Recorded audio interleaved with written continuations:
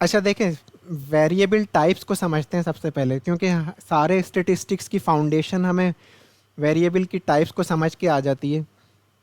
हमारे पास actually basically अगर हम ब्रॉडली रफली कैटेगराइज करें कि हमारे पास स्टेटिस्टिकल डेटा किस तरह का होता है, तो वो दो ही तरह का होता है। या तो वो कैटेगोरिकल डेटा होता है या वो क्वांटिटेटिव डेटा होता है। कैटेगोरिकल डेटा जैसे यहाँ पे एसपीएसएस में भी इस फाइल पे जेंडर नज़र आ रहा है और इसके साथ आइकॉन नज़र आ रहा है तीन सर्किल्स का, जिसका मतलब है कि तीन। कोई माइक प्लीज़ अनम्यूट करें, बच्चे शोर कर रहे हैं पीछे। तीन तीन कैटेगरीज हैं। तीन, इसका मतलब है जेंडर एक ऐसा वेरिएबल है जिसमें डिस्टिंक्ट कैटेगरीज हो सकती हैं, या तो मेल हो सकते हैं या फीमेल हो सकते हैं या नॉन बाइनरी हो सकते हैं या कुछ भी हो सकते हैं। बट कहने का मतलब है कि वो डिस्टिंक्ट कैटेगरीज हैं, इसलिए यहाँ पे इसने तीन सर्किल से उसको डिनोट किया हुआ है। तो वो कैटेगरीज दो भी हो सकती हैं, तीन भी हो सकती हैं, चार भी हो सकती हैं। तो जेंडर में हमारे पास दो कैटेगरीज हैं यहाँ पे इस वक्त, मेल और फीमेल। इसी तरह से प्रोग्राम भी हमारे पास एक और कैटेगोरिकल वेरिएबल है, जिसको हम कैटेगोरिकल वेरिएबल भी कहते हैं या नॉमिनल वेरिएबल कहते हैं। ये हमारे पास प्रोग्राम में तीन कैटेगरीज हैं, BS psychology program, MS clinical psychology program और बीएस अप्लाइड साइकोलॉजी प्रोग्राम। तो इसमें तीन कैटेगरीज हैं। तो कैटेगरीज का मतलब है कि हम इसमें स्टेटिस्टिकल कैलकुलेशंस नहीं कर सकते, सिर्फ हम ज़्यादा से ज़्यादा इस तरह के वेरिएबल को हम ये बता सकते हैं कि कौन सा प्रोग्राम के कितने लोग थे या कितने परसेंट लोग थे या क्या प्रोपोर्शन था। हम इसके अंदर वो नहीं कर सकते, मीन नहीं निकाल सकते। जैसे फॉर एग्जांपल जेंडर में हम मेल और फीमेल का कोई मीन नहीं निकाल सकते। इट विल बी इरेशनल या nonsensical to get the mean of male and female ना। तो इसलिए हम कैटेगोरिकल वेरिएबल को सिर्फ हम काउंट्स बताते हैं कि इतने मेल इतने फीमेल हैं या इतने परसेंट मेल इतने परसेंट फीमेल हैं। ज़्यादा हम स्टेटिस्टिकल ऑपरेशन नहीं कर सकते नॉमिनल वेरिएबल्स पे। इसी तरह से सेम ईयर ऑफ स्टडी में हमारे पास third year, first year, second year, final year हैं। ये भी नॉमिनल वेरिएबल है, कैटेगोरिकल वेरिएबल है। एम्प्लॉयमेंट भी हमारे पास इसी तरह से नॉमिनल वेरिएबल है, जिसकी दो कैटेगरीज हैं, पर्सन या तो एम्प्लॉयड है या अनएम्प्लॉयड है। ऑन द अदर हैंड, ये तो हो गया एक तरह का वेरिएबल, नॉमिनल वेरिएबल भी हम इसको कहते हैं, कैटेगोरिकल वेरिएबल भी कहते हैं। और दूसरे तरह के वेरिएबल होते हैं जो कि क्वांटिटेटिव होते हैं, जैसे एसपीएसएस में या यहाँ पर भी स्केल नज़र आ रहा है, फैमिली इनकम के आगे स्केल बना हुआ है। इसका मतलब है कि दिस इज़ स्केल मेजर।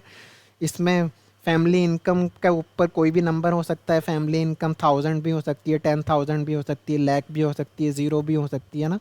तो यहाँ पर इसलिए हम इसको स्केल कहते हैं।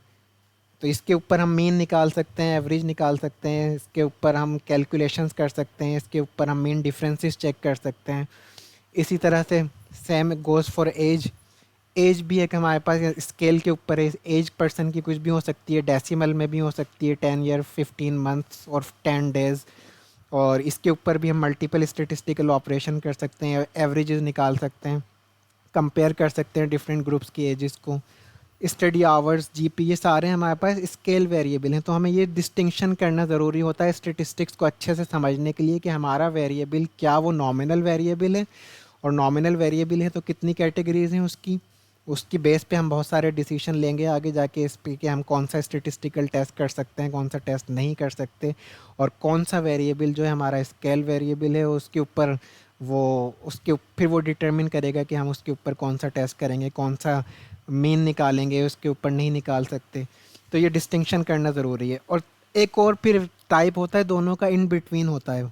जैसे हमारे पास यहाँ पे AE1, इस पर आपको तीन तीन लेवल नज़र आ रहे हैं। दिस इज़ इन बिटवीन, ये स्केल और नॉमिनल के बीच का वेरिएबल है, जिसको हम ऑर्डिनल वेरिएबल कहते हैं। एक तो नॉमिनल की कैरेक्टरिस्टिक क्या है कि इसकी तीन कैटेगरीज हो सकती हैं। जैसे फॉर एग्जांपल स्टूडेंट क्लास में फर्स्ट सेकंड थर्ड आ रहे हैं, वो फर्स्ट सेकंड थर्ड कहने को तो वो एक एक दूसरे से ज़्यादा है और तीसरा उससे ज़्यादा है। बट एक चीज़ डिफरेंट क्या है कि उसके बीच का डिफरेंस, फर्स्ट और सेकंड का डिफरेंस या सेकंड और थर्ड का डिफरेंस नॉट नेसेसरीली के बराबर हो सकता है। फर्स्ट जो पोजीशन ले रहा है वो सेकंड के मुकाबले में जस्ट 1 पॉइंट से वो फर्स्ट पोजीशन ले रहा हो सकता है। सेकंड और थर्ड का जो बीच का डिफरेंस है वो हो सकता है 10 मार्क्स का डिफरेंस होना। तो ऑर्डिनल वेरिएबल सिर्फ ये बताता है, रैंकिंग बता सकता है, और रैंक्स के बीच में कितना डिफरेंस है वो ये नहीं बता सकता। तो ये ऑर्डिनल वेरिएबल होता है। तो आमतौर पे जो हमारे लिकर्ट स्केल्स होते हैं, हर आइटम उसका आमतौर पे जो जैसे स्ट्रांगली एग्री से स्ट्रांगली डिसएग्री तक जा रहे होते हैं, वो कैटेगरीज होती हैं, बट हमने उसको आर्बिट्रेरली ऑर्डर दिया हुआ होता है। अब हर कैटेगरी का ज़रूरी नहीं है डिस्टेंस एक दूसरे से बराबर हो। स्ट्रांगली एग्री और डिसएग्री, स्ट्रांगली एग्री और एग्री का डिस्टेंस हो सकता है एक पर्सन के लिए कम हो, दूसरे पर्सन के लिए ज़्यादा हो, या डिसएग्री और स्ट्रांगली डिसएग्री के बीच में एक पर्सन के परसीव डिस्टेंस कम हो, दूसरे के ज़्यादा हो। तो इसलिए हम उनको ऑर्डिनल लेवल पे काउंट करते हैं। तो हमें सिर्फ सबसे ज़्यादा जो डिस्टिंक्शन जाननी होती है वो ये है कि स्केल क्या है। जैसे साइकोलॉजिकल स्केल जो जैसे फॉर एग्जांपल हमने एंग्जाइटी का कोई क्वेश्चन एयर किया, उसको जब हम सम कर लेते हैं या एवरेज निकाल लेते हैं तो फिर वो स्केल बन जाता है, और इंडिविजुअल आइटम उसके ऑर्डिनल पे होते हैं, बट जब हम उसका ओवरऑल एवरेज निकाल लेते हैं या सम कर लेते हैं तो फिर वो स्केल बन जाता है फिर। और अगर बाकी है, फिर हमें ये भी पता होना चाहिए कि कौन सा वेरिएबल हमारा नॉमिनल है और कौन सा वेरिएबल हमारा स्केल है, जो उसकी वो फिर हमें हेल्प करता है डिसाइड करने के लिए कि हम कौन सा टेस्ट करेंगे या कौन सा प्लॉट बना सकते हैं, कौन सा प्लॉट नहीं बना सकते, कौन सा मीन निकाल सकते हैं या नहीं निकाल सकते। तो ये बेसिक डिस्टिंक्शन ज़रूरी है नॉमिनल की और स्केल वेरिएबल की। तो इससे रिलेटेड कोई सवाल है तो पूछें, because this is very important topic है। सारा स्टेटिस्टिक्स इसकी डिस्टिंक्शन के ऊपर डिपेंड कर रहा होता है।